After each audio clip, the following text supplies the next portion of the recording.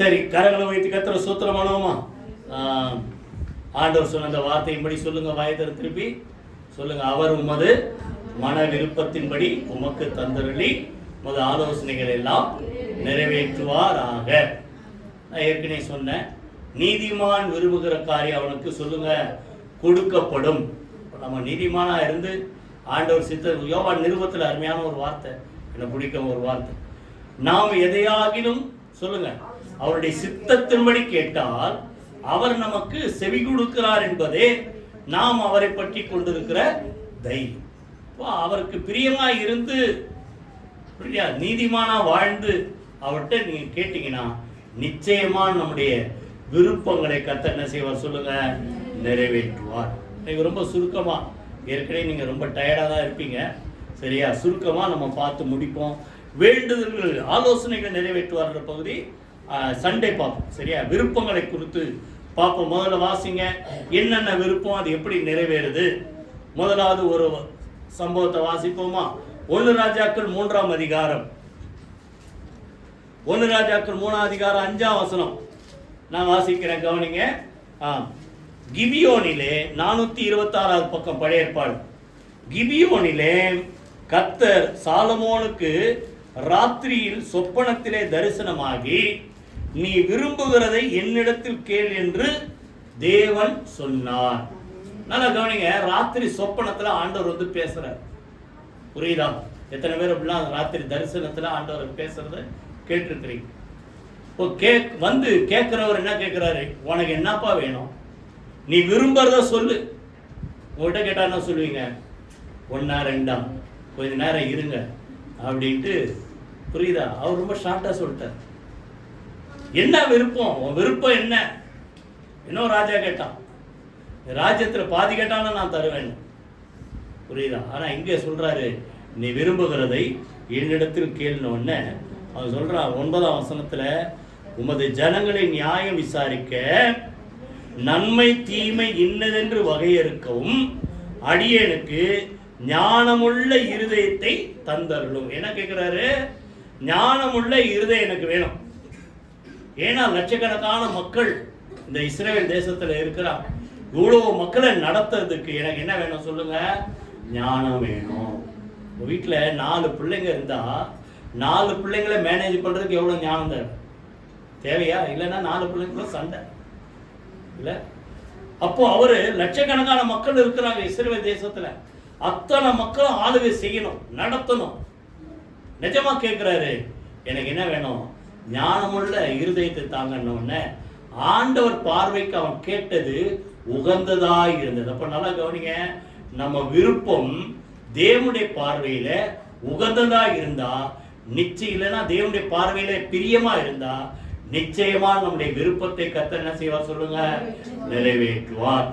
அவர் சொல்றாரு, நீ எதை கேட்கல? நீடித்த நாட்களை கேட்கல. 11ஆம் வசனத்துல ஐஸ்வர்யத்தை கேட்கல, சத்துருக்களுடைய பிராணனை கேட்கல.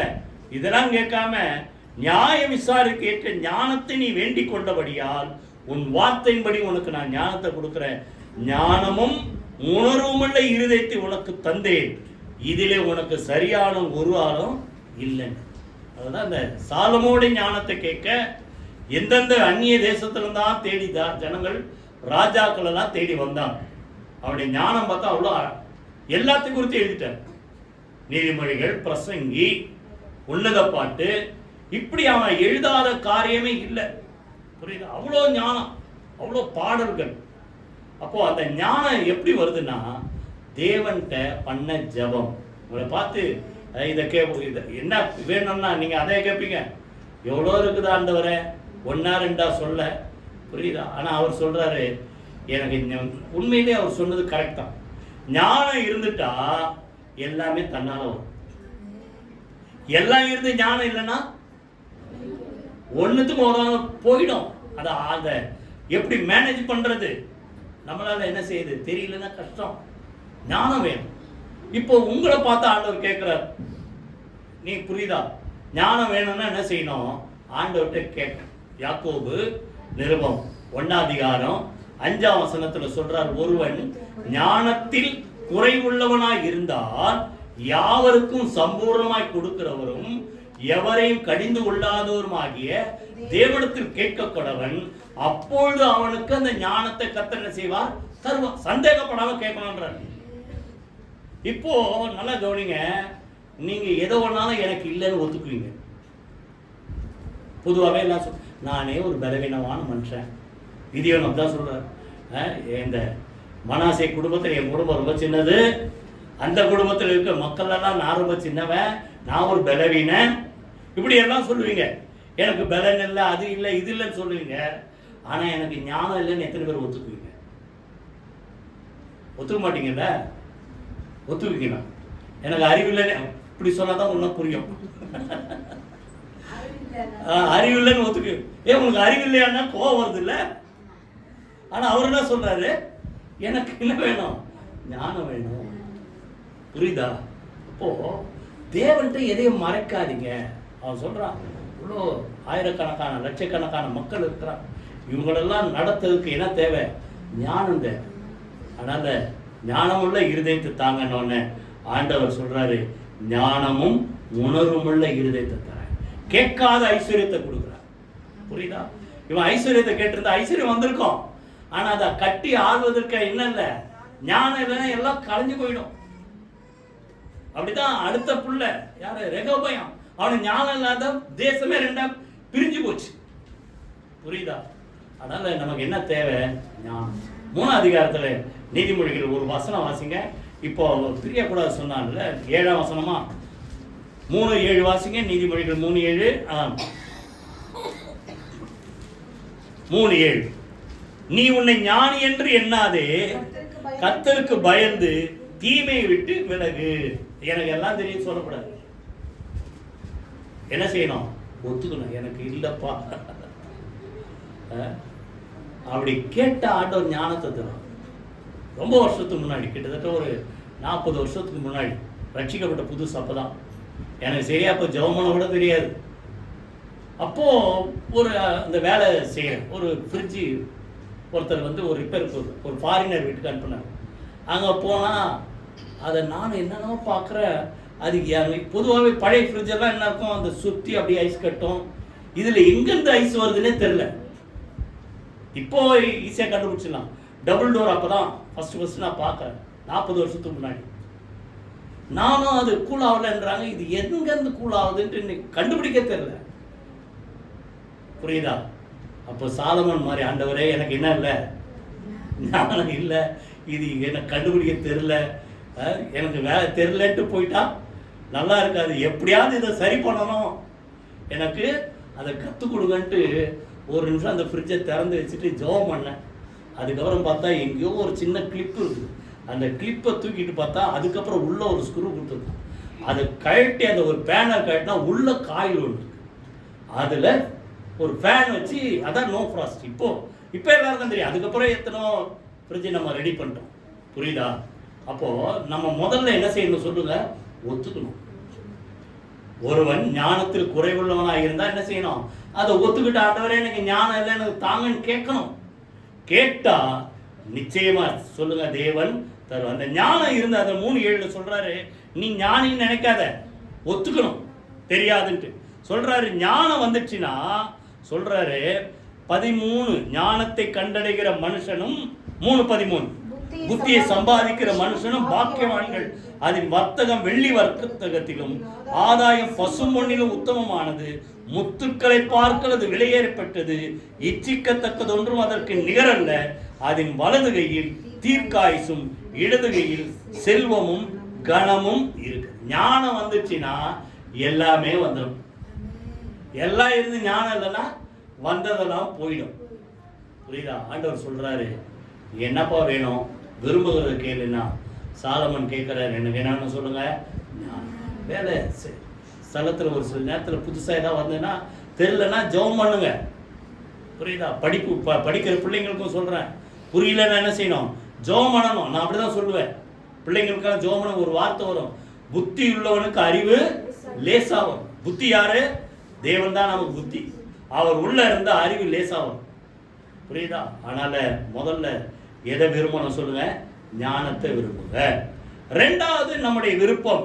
ரோமர் 10 அதிகாரம் 1ஆம் வசனம். யாராவது வாசிங்க. ரோமர் 10:1. சகோதரரே, இஸ்ரவேலர் ரட்சிக்கப்பட வேண்டும் என்பதே என் இருதயத்தின் விருப்பமும் நான் தேவனை நோக்கி செய்யும் விருப்பம் தான். விண்ணப்பம், விருப்பம் தான் நிச்சயமா விண்ணப்பம், ஜெபம் பண்ணும். முதல் விருப்பம் என்ன? அவருக்கு ஞானம் வேணும். ரெண்டாவது விருப்பம், இந்த தேசத்தில் இருக்க அவருக்கு பவுலுக்கு இஸ்ரவேலர் ரட்சிக்கப்படணும். நம்ம எல்லாருக்கும் யார் ரட்சிக்கப்படணும் சொல்லுங்களேன்? இந்திய தேசத்தில் இருக்க 140 கோடி மக்கள். ஃபாதர் நல்லா ஒரு பாட்டு பாடி, இந்தியா ரட்சகரை அறிய வேண்டுமே, இருளில் உள்ளோர் வெளிச்சத்தையே காண வேண்டுமே. புரியுதா? அப்போ நம்முடைய பிரதானமான நோக்கம் என்ன? இந்த இந்திய தேசத்திற்கு அத்தனை கோடி மக்களும் என்ன செய்யணும்? ரட்சிக்கப்படணும். ரெண்டாவது, உங்க குடும்பத்துல இன்னும் எத்தனை பேர் இருக்கிறாங்க சொல்லுங்க. ஒரு சில குடும்பத்துல தான் எல்லாரும் ரட்சிக்கப்பட்டு இங்க சர்ச்சை தேடி வரீங்க. மற்ற குடும்பத்துல, ஒரு சில குடும்பத்துல இன்னும் எவ்வளவு பேர் அறகுறையா இருக்கிறான், இல்ல ஆண்டவர் அறியாமலே இருக்கிறான். அவங்களை அப்படியே விட்டுலாமா சொல்லுங்க? விட்டுலாமா? விடக்கூடாது. யோசுவா சொல்றாரு, நீங்க யாரோன்னா சேவிச்சுக்குங்க, நானும் என் வீட்டாரும் என்றான் கர்த்தரையே சேவிப்போம். கைகளை வைத்து கர்த்தரை ஸ்தோத்திரம் பண்ணுவோமா? நம்ம மாத்திரம் பரலோகத்துக்கு போனா பத்தாது. நம்ம வீட்டுல இருக்கிற ஒவ்வொரு மக்களும், இல்லைன்னா உங்க சொந்தக்காரங்க, கூட பிறந்த மக்கள், முதல்ல அங்க ஆரம்பிங்க. ஆண்டவர் சொன்ன கட்டளை என்ன? உலகம் முழுசும் போய் என்ன செய்யுங்க? சுவிசேஷத்தை பிரசங்கியுங்கள்.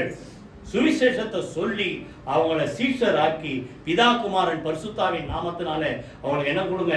ஞானஸ்நானம் கொடுங்க. நேற்று 3 பேர் ஞானஸ்நானம் எடுத்தாங்க. பெரிய ஆண்டவருக்கு மகிமை உண்டாகட்டும். அதை போல நீங்க என்ன செய்யணும்? இன்னும் உங்க குடும்பத்துல உங்களுக்கு தெரிஞ்சவங்க, நண்பர்கள், யாரெல்லாம் ஆண்டவரை அறியாமல் இருக்கிறாங்களோ அவங்க யாரை பத்தி சொல்லணும் சொல்லுங்களேன்? இயேசுவை பற்றி என்ன செய்யணும்? சொல்லணும். ஏன்னா தேவனுடைய பிரதானமான விருப்பமே அதான். 1 தீமோத்தேயு 2ஆம் அதிகாரம் 4ஆம் வசனத்துல நான் சொல்றேன், கவனிங்க. எல்லா தேவனுடைய விருப்பம் என்னன்னா, எல்லா மனுஷரும், பயத்தில் சொல்லுங்க, எல்லா மனுஷரும் யாரு? உங்க வீட்டுல இருக்கிறவங்க, உங்களுக்கு அறிமுகமானவங்க, கூட பிறந்த மக்கள். இன்னும் எத்தனை பேர் புருஷன் ரட்சிக்கப்படல, பிள்ளைங்க ரட்சிக்கப்படல, பெற்றோர் ரட்சிக்கப்படல? புரியுதா? அப்போ எல்லா மனுஷரும் ரட்சிப்படையும் தேவனை அறிகிற அறிவை அடையவும் தேவன் எப்படி இருக்கிறார் சொல்லுங்க? சித்தம் உள்ளவராய் இருக்கிறார். கைகளை வைத்து கர்த்தரை ஸ்தோத்திரம். தேவனுடைய சித்தம், வில், அவருடைய விருப்பம் என்ன தெரியுமா? இந்த உலகத்தில் இருக்கிற அத்தனை கோடி மக்களை என்ன செய்யணும் சொல்லுங்க? ரட்சிக்கப்பட வேண்டும். அதான் அந்த ராஜா கிட்ட செங்கோலை நீட்டுறார். யாரு? அகாசுவேர் ராஜா. எஸ்தரை பார்த்து கேட்கிறார், எஸ்தர் ராஜாத்தியே, உன் வேண்டுதல் என்ன? உன் விண்ணப்பம் என்ன? அப்போ அந்த அம்மா சொல்றாங்க, என் வேண்டுதலுக்கு என் ஜீவன், என் ஜனமும் எனக்கு கட்டளையிடப்படுவதாக. என் ஜனங்கள் அழிந்து போவதை நான் எப்படி என் கண்ணால பார்ப்பேன்? அன்னைக்கு கொலை செய்யும்படி ஒரு சதி நடந்தது, இன்னைக்கு அப்படி இல்லை. ஆனா அவங்க அப்படியே பாவத்திலே வாழ்ந்து பாவத்திலே மரித்தால் எங்க போய் சேருவோம்? அவங்களுக்கு தெரியல வித்தியாசம். புரியுதா? அதனால அந்த இடத்துக்கு அவங்க போகக்கூடாதுன்னா, அவங்க உயிரோடு இருக்கும் போதே அவங்களுக்கு, உங்க வீட்டில் இருக்கிற மக்களுக்கு, கூட பிறந்த மக்களுக்கு, குடும்பத்தில் இருக்கிற மக்களுக்கு, அறிமுகமான மக்களுக்கு இயேசுவை பத்தி என்ன செய்யுங்க? சொல்லுங்க. தான் சொல்றார், என்னுடைய பிரதானமான விருப்பம் என்ன தெரியுமா? என் ஜனம், வாயத்தன்னு சொல்லுங்க, என் ஜனம் ரட்சிக்கப்பட வேண்டும். எளிமையான அருமையான ஒரு வார்த்தை. மாரிக்காலம் சென்றது, கோடைக்காலம் சென்றது, ஆனா என் ஜனமோ ரட்சிக்கப்படல. இப்ப சொன்னா 2023 முடிஞ்சுது, 24 முடிஞ்சுது. எத்தனை பேர் எதிர்பார்த்திருப்பீங்க இந்த 2024 இந்த மனுஷன் என்ன செய்வான்? பாவத்துல விடுதலை ஆயிடுவான், ரட்சிக்கப்படுவான் நினைச்சேன். 2024 போயிடுச்சு. அத போலதான் அங்க மாரிக்காலம் சென்றது, கோடைக்காலம் முடிந்தது, ஆனா என் ஜனம் ரட்சிக்கப்படவில்லை. புரியுதா? இப்போ உங்க மனசுல முதல் நோக்கம் சொல்லுங்க, என் குடும்பத்தில் இருக்கிற, என்னை சுத்தில இருக்கிற மக்கள் என்ன செய்யணும்? பாவத்திலிருந்து விடுதலை ஆகணும், ரட்சிக்கப்படணும். அது விருப்பம் மாத்திரம் இல்ல, என் விண்ணப்பமாய். வாயத்தன்னு சொல்லுங்க, என் சொல்ல மாட்டீங்களா? என் விண்ணப்பமாய் இருக்கிறது. ஜெபம் பண்ணிட்டே இருங்க. எது வரைக்கும்? கர்த்தர் கிரியை செய்து முடிக்கிற வரைக்கும், அவங்க ஆண்டவரை தேடி வருகிற வரைக்கும் என்ன செய்யணும்? ஆண்டவர் நோக்கி ஜெபம் பண்ணிட்டே இருக்கும். ரெண்டாவது என்ன சொல்லுங்க? எல்லா மனிதரும் ரட்சிக்கப்பட வேண்டும். மூன்றாவது மத்தேயு 15ஆம் அதிகாரம் 28 15-28 வாசிங்க, ரொம்ப சீக்கிரமா முடிச்சிருவோம். 15-28. இயேசு அந்த கானானி ஸ்திரியை பார்த்து சொல்றாரு, ஸ்திரீயே, உன் விசுவாசம் பெரியது, நீ விரும்புகிறபடி உனக்கு ஆக கடவுது என்றார். அந்நேரமே அவள் மகள் சொல்லுங்க ஆரோக்கியமானாள். கைகளை வைத்து கர்த்தரை ஸ்தோத்திரமானோம். இங்க கானானி ஸ்திரீ, தேவனை அறியாத அந்நிய ஜனம், அந்த அம்மா தன் பிள்ளைக்காக ஆண்டவர்கிட்ட கெஞ்சான். புரியுதா? இப்ப நம்ம கெஞ்ச வேண்டியது இல்ல. நீங்க ஜெபம் பண்ணா உங்க பிள்ளைக்கு கர்த்தர் செய்வார். வாய் திறந்து சொல்லுங்க, நான் ஜெபம் பண்ண. வாய் திறக்க மாட்டீங்க. நான் ஜெபம் பண்ணா இந்த 2025ல நான் எதிர்பார்க்கிற காரியத்தை என் பிள்ளைக்கு கர்த்தர் சொல்லுங்க, நிச்சயமா செய்வார். உன் குடும்பத்துல கர்த்தர் நிச்சயமா செய்வார். தன் பிள்ளைக்காக ஆண்டவர்கிட்ட மன்றாடு. ஆண்டவர் இரக்கமுள்ள தேவன். ஆனா அந்த அம்மா எவ்வளவு தூரம் நம்மளை பிடிக்குதுன்றது ஒரு சோதனை மாதிரி தான் அது. சங்கீதத்துல அருமையான 123 நினைக்கிறேன், என் தேவனாகிய கர்த்தர் எங்களுக்கு இரக்கம் செய்கிற வரைக்கும், அவர் இறங்குகிற வரைக்கும் எங்கள் கண்கள் அவரையே நோக்கி கொண்டிருக்கிறது. அத போல நம்ம பிள்ளைக்காக ஆண்டவர்கிட்ட கெஞ்சுறான். முதல்ல ஆண்டவர் அமைதியா இருக்க, பின் தொடர்ந்து வந்துட்டே கூப்பிட்டுட்டே இருக்கிறார். சீக்கிரம் சொல்றாங்க, பின்னாலே வர்றாங்க, இந்த அம்மா ஏதாவது சொல்லி அனுப்புங்க. அப்போ சொல்றாரு, காணாமல் போன வீட்டாராகிய இஸ்ரவேல் ஜனத்துக்காக வந்தன தவிர நீ காணானே ஸ்திரீ உனக்கான வரலன்றாரு. அதுக்கப்புறம் பார்த்தா இன்னொரு வார்த்தை சொல்றாரு, பிள்ளைகளின் அப்பத்தை எடுத்து நாய்க்குட்டிகளுக்கு போடுகிறது நல்ல. கீழ்த்தரமா பேசுறாரு. இல்ல, இன்னும் அந்தம்மா இன்னும் இயேசுவதான் நம்புறாங்களா? இயேசுவதான் விடாம பிடிச்சிருக்கிறாங்களா? அந்த விசுவாசத்துக்கு வந்த ஒரு சோதனை. அதான் அந்த அம்மா ஓப்பனா சொல்லுது, ஆண்டவரே நீங்க சொல்ற மாதிரி பிள்ளைங்களுக்கு ஒரு பங்கு இருக்கு. எல்லாரும் வீட்டுல தானே செய்வோம். பிள்ளைங்களுக்கு நல்லா சாப்பிட்டு மீதி என்ன செய்வீங்க? ஒரு பிரியாணி சாப்பிடுறீங்க, கடைசி சுரண்டி என்ன பண்ணுவீங்க? எங்க போடுவீங்க? நாய்க்குட்டிக்கு போடுங்க. இல்லைன்னா சாப்பிட்டு அந்த எலும்பெல்லாம் மொத்தமா சேர்த்து மொத்தமா எடுத்துமே தட்டு எடுத்துமே அங்க போய் போடுங்க. அப்போ பிள்ளைங்க பங்கு பிள்ளைக்கு, நாய்க்குட்டிகள் பங்கு நாய்க்குட்டி. இந்தமா சொல்லுது, நீங்க பிள்ளைங்க பங்கு நான் கேட்கல, நாய்க்குட்டிக்கு போடுறீங்க பாருங்க, அதுக்கு ஒரு சின்ன பங்கு இருக்கும்ல, அந்த பங்கு எனக்கு கிடைச்சா போதும், என் பிள்ளைக்கு சுகமாகும். கைகளை வைத்து கர்த்தரை ஸ்தோத்திரமானோமா? புரியுதா? அந்த சுகம் மாத்திரம் அல்ல, இந்த 2025ல உங்க குடும்பத்துல உங்க பிள்ளைகளுக்காக என்ன எதிர்பார்க்கிறீங்களோ விடாப்புடி அந்த அம்மா ஆண்டவரை பிடித்து கொண்ட மாதிரி நீங்க ஜெபம் பண்ணுங்க. கர்த்தர் அந்த வார்த்தை சொன்ன மாதிரி உங்களை பார்த்து சொல்லுவார், உன் விசுவாசம் சொல்லுங்க, உன் விசுவாசம் பெரியது, நீ விரும்புகிறபடி உனக்கு ஆக கடவுள் சொல்றாரு ஆண்டவர். விசுவாசம் இருந்தா போதுமா? காட்டத்தி மரத்தை பார்த்து பெயர்ந்து சமுத்திரத்துல தள்ளுண்டு போ என்று சொன்னா அப்படியே நடக்கும். புரியுதா? அப்போ இருதயத்துல சந்தேகப்படாமல் நீங்க என்ன சொல்றீங்களோ, ஆண்டவரை நம்பி என்ன சொல்றீங்களோ, ஒரு சிலர் சொல்லுவாங்க கருணாக்கு அவனுக்கணும், நாக்குல மச்சம் இருந்தா கருணாக்கு. நீங்க அது மச்சம் இருக்குதோ இல்லையோ, நீங்க இருதயத்துல விசுவாசித்து வாயை திறந்து பேசுங்க. அந்த வார்த்தை சொல்றாரு, அவன் சொன்னபடியே ஆகும். வாயத்தில் சொல்லுங்க, அவன் சொன்னபடியே. இந்த விசுவாசம் நமக்கு இருந்தா, புரியுதா? விசுவாசிக்கிறவனுக்கு சொல்லுங்களேன் எல்லாம் கூடும். புரியுதா? பின்தொடர்ந்து விடாம பிடிச்சு கூப்பிடும் போது ஆண்டவர் சொல்றாரு, நீ விரும்புகிறபடி உனக்கு ஆக கடவுது. அதே நேரத்துல அந்த பிள்ளைக்கு என்ன சொல்லுங்க, ஆரோக்கியம். இது அந்த விசுவாசத்தை கனப்படுத்துறார். இன்னொரு இடத்துல லூக்கா 17ஆம் அதிகாரத்துல ஒரு சம்பவத்தை சொல்லி 5ஆம் வசனத்தை சீஷர்கள்லாம் கூப்பிடுற கேட்கிறாங்க, ஆண்டவரே எங்கள் விசுவாசத்தை என்ன செய்யணும்? வர்த்திக்க பண்ணணும் அப்படின்னு. அங்க பின்னால பாத்தீங்கன்னா 10 குஷ்டரோகி வர. அங்கதான் சொல்றாரு இந்த விசுவாசத்தை குறித்து. இப்போ 10 குஷ்டரோகி ஒரு சம்பவம் நடக்குது. வராங்க, வந்த உடனே ஏசையரே எங்களுக்கு இறங்கணும்னு ஆண்டவர் சொல்றாரு, நீங்க போய் யாருக்கு காட்டுங்க? ஆசாரியர்களுக்கு உங்களை காட்டுங்க அப்படின்ட்டு சொல்லி அனுப்புறாங்க. இப்போ அதே போல இந்த 10 குஷ்டரோகியும் சுகமாகிறதுக்கு முன்னாடி யாரை பார்க்க போயிட்டாங்க? ஆசாரியனை பார்க்க. ஏன்னா ஆசாரியனை பார்த்தோன்னா அவன் தான் டெஸ்ட் பண்ணணும்.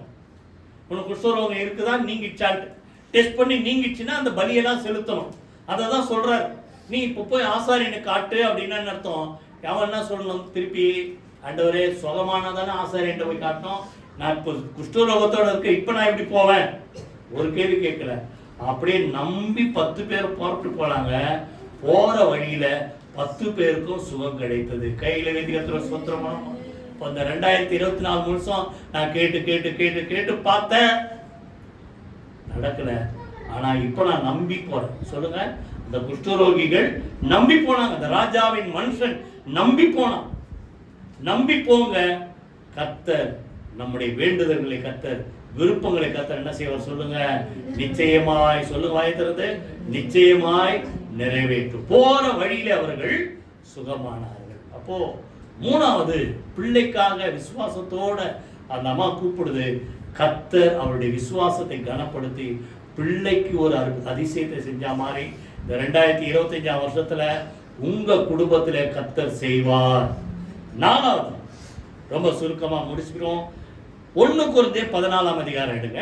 1 கொரிந்தியர் 14ஆம் அதிகாரம் முதல் வசனத்தை வாசி. 1 கொரிந்தியர் 14:1.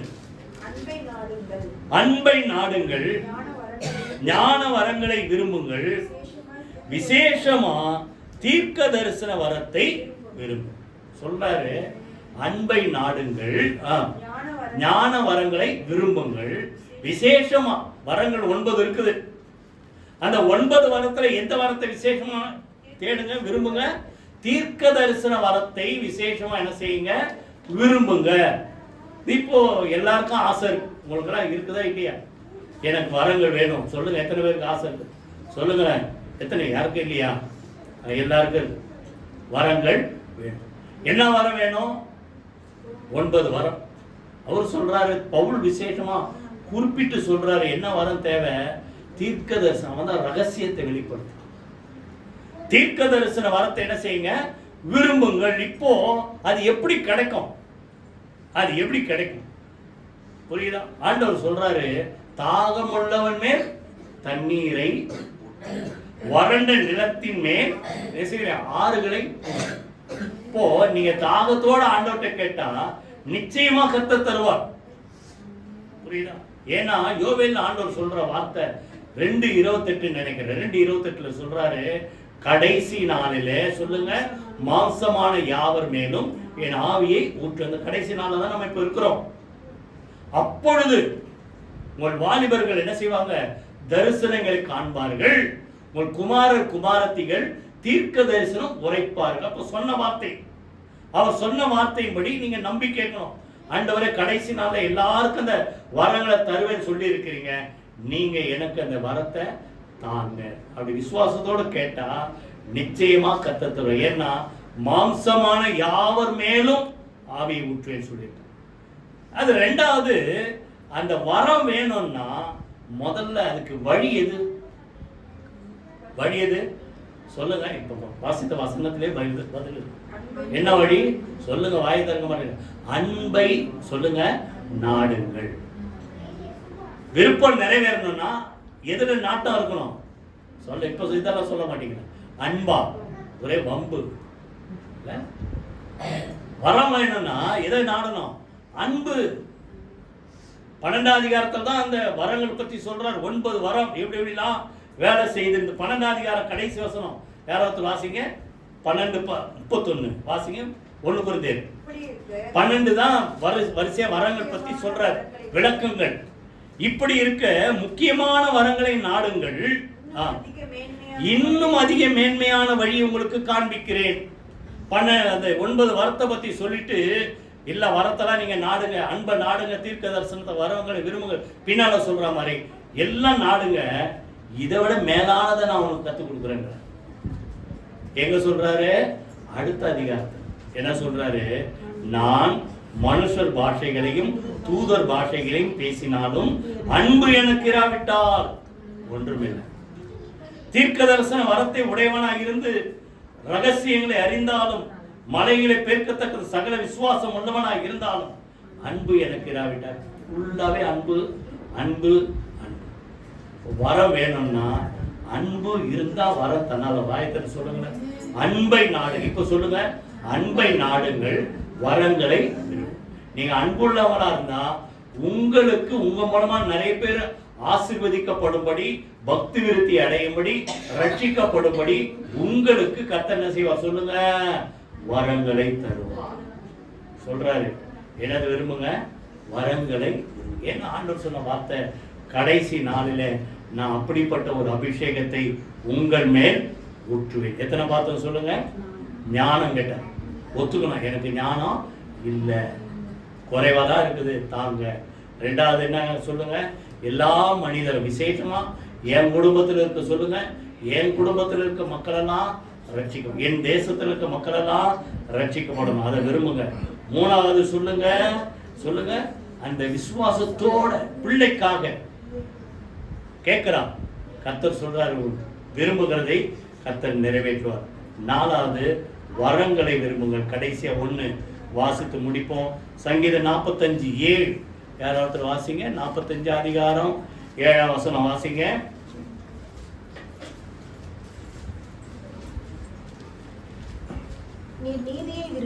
நீர் நீதியை விரும்பி அக்கிரமத்தை வெறுக்கிறீர்.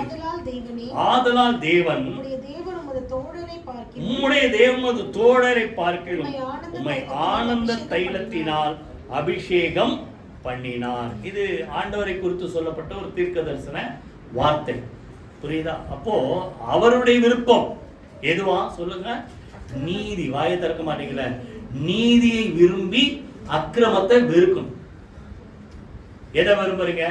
அக்கிரமத்தை விரும்புறீங்களா, நீதியை விரும்புறீங்க?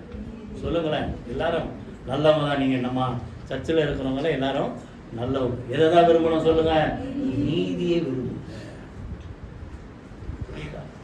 அநியாயக்காரனுக்கு கத்தரட்டி இருக்கிறாரா? தூரத்துல இருக்கு. அநியாயக்காரர் தேவனுடைய ராஜ்யத்தை என்ன செய்ய முடியாதா? சுதந்திரிக்க முடியாது. சர்ச்சுக்குள்ள வந்துட்டா அதுக்கு முன்னாடி நீங்க எப்பேற்பட்ட ஆளா இருந்தாலும் சரி, எல்லாம் என்ன செய்யணும்? முடியணும். புது மனுஷனா மாறணும். பழையவர்கள் ஒருவன் கிறிஸ்துவுக்குள் இருந்தால் புது சிருஷ்டி, பழையவைகள் ஒழிந்து போயின சொல்லுங்க, எல்லாம் புதிதாயின. இப்போ உள்ள வந்துட்டா எந்த விரும்பணும் சொல்லுங்க? நீதியை.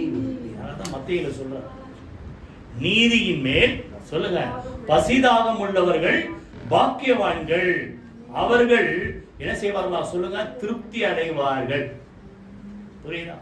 நீதி நிமித்தம் உங்களை யாராவது துன்பப்படுத்தினா நீங்க பாக்கியவான்கள், பரலோகத்தில் அதுக்கு நிறைவான பலன் கர்த்தர் நிச்சயமா தருவார். நம்முடைய விருப்பம் என்ன சொல்லுங்க? நீதியை நடப்பித்து. 15ஆம் சங்கீதம் நினைக்கிறேன், அதுல கூட ஒரு வார்த்தை இருக்கு பாருங்க. 15ல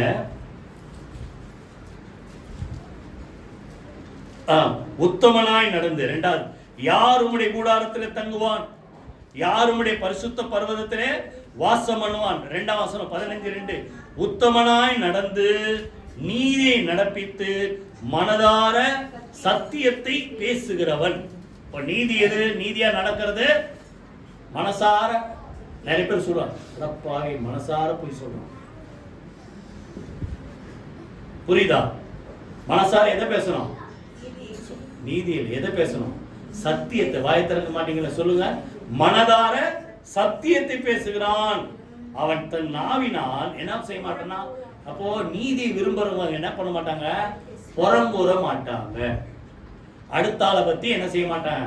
கதை அளக்க மாட்டாங்க. அடுத்தது, தோழனுக்கு தீங்கு செய்யாமல் அயலான் மேல் சொல்லப்படும் நிந்தையான பேச்சை எடுக்காமல் இருக்கிறான். புரியுதா? யாராவது ஒருத்தரை பத்தி சொன்னா, அவனை பத்தி நீ ஏன் என்கிட்ட சொல்ற? அவன்கிட்டயே சொல்லு. சொல்லுவீங்களா? அப்படியா? வேற என்ன? என்னமா? அப்படி சொல்லக்கூடாது. ஒருத்தர் தான் ஒத்துக்கிறான். புரியுதா? என்கிட்டயே சொல்ற, அவனை பத்தி என்கிட்ட சொல்லாத, அவன்கிட்டயே சொல்லு. புறங்குறாமல் நிந்தையான பேச்சை எடுக்காமல். இதான் நீதியை விரும்பும். புரியுதா? நீதியை விரும்புங்கள்.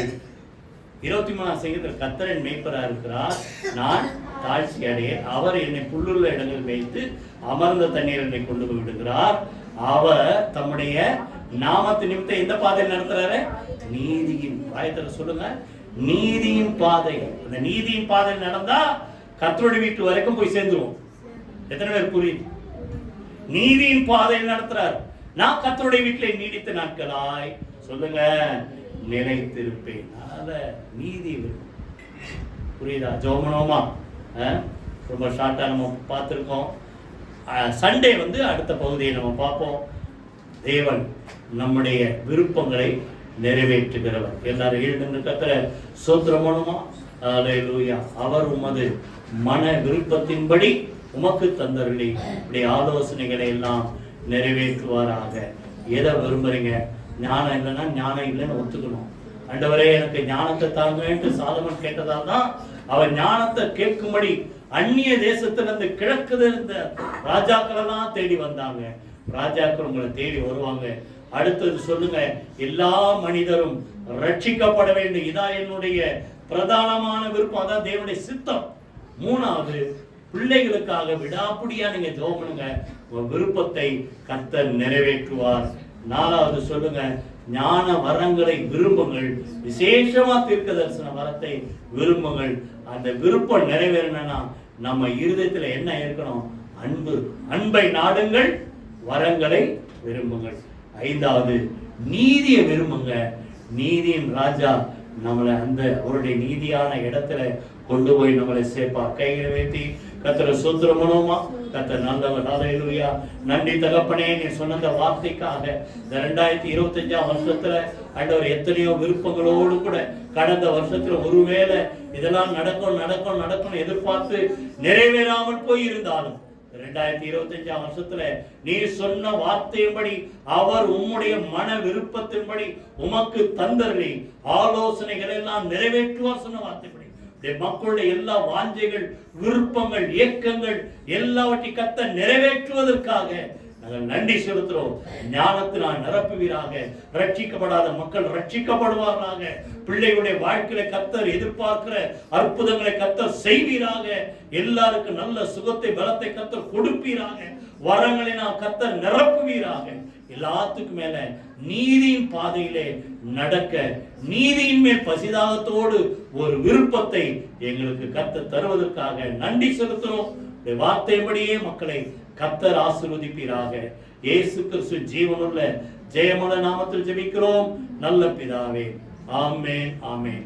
நம்முடைய கர்த்தராகிய இயேசு கிறிஸ்து கிருபை, பிதாவாகிய தேவனுடைய அன்பும் பரிசுத்த ஆவியானவருடைய அந்யோன்ய ஐக்கியம் நாம் அனைவரோடு சகல பரிசுத்த அனைவரோடும் ஆண்டவராகிய இயேசு கிறிஸ்துவாக மட்டும் இருப்பதாக. ஆமென். ஆத்துமாவே கர்த்தரை ஸ்தோத்திரி, என் முழுமே அவருடைய பரிசுத்த நாமத்தை ஸ்தோத்திரி. என் ஆத்துமாவே கர்த்தரை ஸ்தோத்திரி, அவர் செய்த சகல உபகாரங்களை மறவாதே. ஆமென், ஆமென், ஆமென். God bless you.